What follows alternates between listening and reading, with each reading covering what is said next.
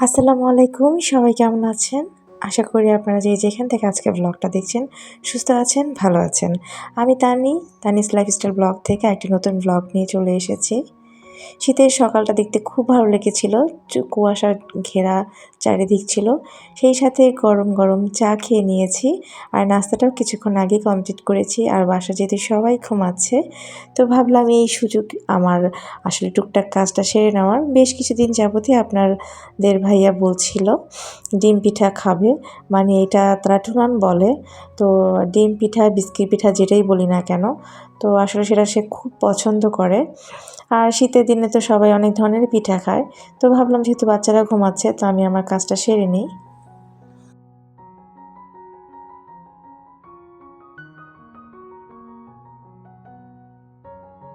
শীতের দিনে ভাপা পিঠা, চিতই পিঠা, বিভিন্ন ধরনের নকশি পিঠাগুলো না খেলেই হয় না।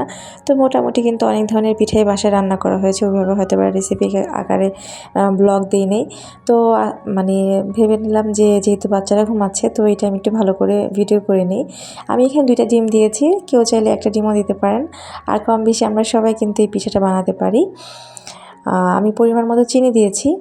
সেই সাথে ডিম দিয়েছি। চিনি আর ডিমের এই মিশ্রণটি খুব ভালোভাবে যদি ব্লেন্ড করে নেওয়া হয় হাত দিয়ে বা যেকোনো স্পুনের সাহায্যে, আমি আসলে হাত দিয়ে এটা মেখেছিলাম এবং এটা পুরোটা সময় আমি হাত দিয়েই খুব ভালোভাবে এটা ব্লেন্ড করেছি। আমি যে চাইতেও আমার কাছে মনে হয় যে আমি মানে হাতেই খুব ভালোভাবে মিশ্রণটি মিক্স করেছি। এখন দিয়ে দেব কিছুটা তেল, তারপর হচ্ছে পাউডার দুধ দিয়ে দিব এখানে জাস্ট অল্প পরিমাণে। পাউডার দুধটা দিলে খুব ভালো একটি স্মেল করে। সেই সাথে দিয়ে দেব একটু চেলে নেওয়া ময়দা।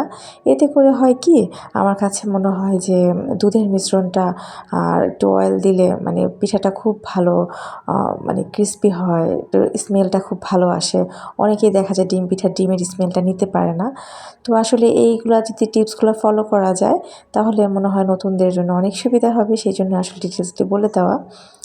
আজকে ওইভাবে সকালবেলা মানে ঘুম থেকে উঠে অত কাজ ছিল না।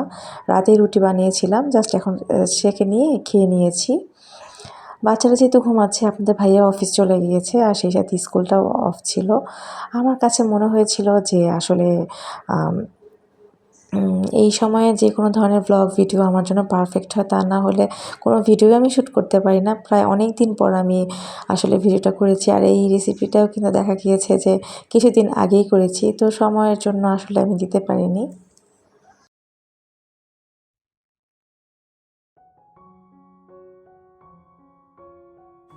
আমার আগের ভিডিওতে যারা পিকনিক ব্লগটা দেখছিলেন সবাই অনেক পছন্দ করেছেন এবং অনেকেই বলেছিলেন যে আসলে বাচ্চারা বাসায় অনেক একঘেয়েমি হয়ে যায়, তো সেক্ষেত্রে কিন্তু খুব ভালো একটা আইডিয়া।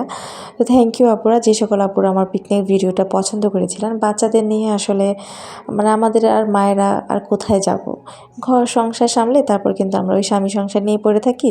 আর হাজব্যান্ডরাও কিন্তু রাতেই আসে। তো দেখা যায় আমরা কিন্তু বাচ্চাদের নিয়ে সারাক্ষণ থাকা হয় মায়েদের। এই তো আমার ডিম পিঠা কিন্তু একদম হয়ে গিয়েছে। এখন জাস্ট আমি একটু বেলে নিব। এটা জাস্ট আপনারা উপরে একটু ময়দা ছিটিয়ে নেবেন, তারপর একটু বেলে নিলে কি তাহলে আর বেলুন পিড়ির সাথে আর লাগবে না।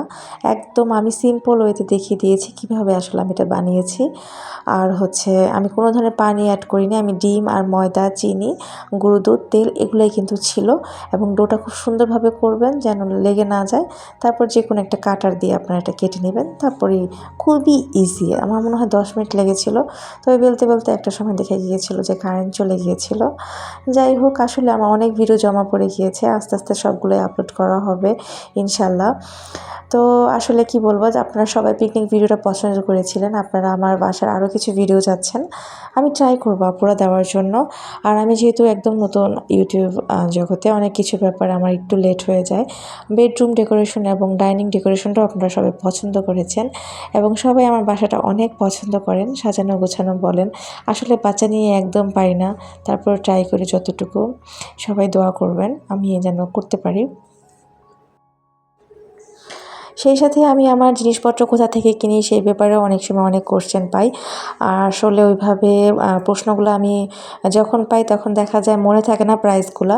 তারপরেও আমি চেষ্টা করব দেওয়ার জন্য। অনেকে আমার বাসার চুলার ব্যাপারে জানতে চেয়েছেন। তো চুলার প্রশ্নটার উত্তরটা আমার দেয়া হয়ে গিয়েছে। আর অনেকে আমাকে জানতে এটাও চেয়েছিলেন যে আমি বাসায় আসলে আমার কিভাবে সময় কাটে বাচ্চাদের নিয়ে, কিভাবে ব্লগ ভিডিও করি বাচ্চাদের রেখে। ওই যে আপুরা যখন বাচ্চারা একটু ঘুমায় সকালবেলা বা বিকালবেলা যখনই ওরা একটু ঘুমে থাকে তখনই আমি করে নিই। এই তো আমি কোনো কুকি কাটার দিয়ে করিনি। আমি জাস্ট আমরা যেই নর্মাল যে সিরাপগুলো খাওয়া হয় সেই সিরাপের নতুন একটা মুখ রেখে দিয়েছিলাম আগেই, তো সেটা দিয়ে আমি একটু কেটে নিয়েছি তেলটা। আর চেষ্টা করবেন অবশ্যই এগুলা অল্প তেলে না ভাজতে, একটু ডুবো তেলে ভাজার জন্য। আর আঁচটা যেন খুবই কম থাকে, একদম মিডিয়াম, বেশি কমও যেন না হয় আবার যেন বেশি না হয়, তাহলে কিন্তু ভিতর থেকে কাঁচাই থেকে যাবে, উপরগুলো শুধু একদম হয়ে পুড়ে যাবে। আর হচ্ছে আপনারা অনেকেই আমার ফ্যামিলি, আমার হাজব্যান্ড, আমার বাচ্চা, শ্বশুরবাড়ি নিয়ে জানতে চান। সব কিছুই আস্তে আস্তে জানাবো। আমার অনেক আগের ভিডিওতে অনেক কিছু আগে জানানো হতো, তো আসলে ওইভাবে বাচ্চাদের সামনে আনা হয় না, তারা ওইভাবে কমফোর্ট ফিল করে না। আর দেখা যায় আমার মেয়ে এখন স্কুলে যায়, ও তো অনেক কিছুই মাশাআল্লাহ বুঝে। তো দেখা যাক আপু, আপনি অনেক রিকোয়েস্ট রাখার ট্রাই করব আসলে।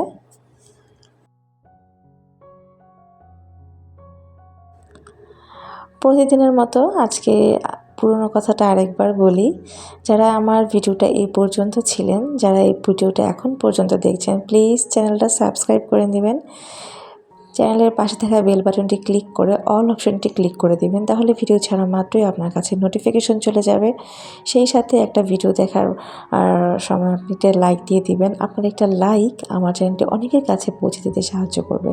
আমরা যারা ঘরে কাজ করি, যারা গৃহিণী, যারা বাচ্চা সামলে, স্বামী সন্তান সামলে, আমরা কিন্তু এই রান্নার ভিডিও, ব্লগ ভিডিও করি আপুরা। অনেক সময় দেখা যায় যারা কোনো ব্লগ ভিডিও করেন না, বাসায় দেখছেন আমাদের এই ভিডিওগুলা, অনেক পছন্দ করছেন। তো আমার পিঠাগুলো সব হয়ে গিয়েছে। কেমন লাগলো আজকে পিঠার রেসিপিটা অবশ্যই কমেন্টস করে জানাবেন। আজকে এ পর্যন্তই।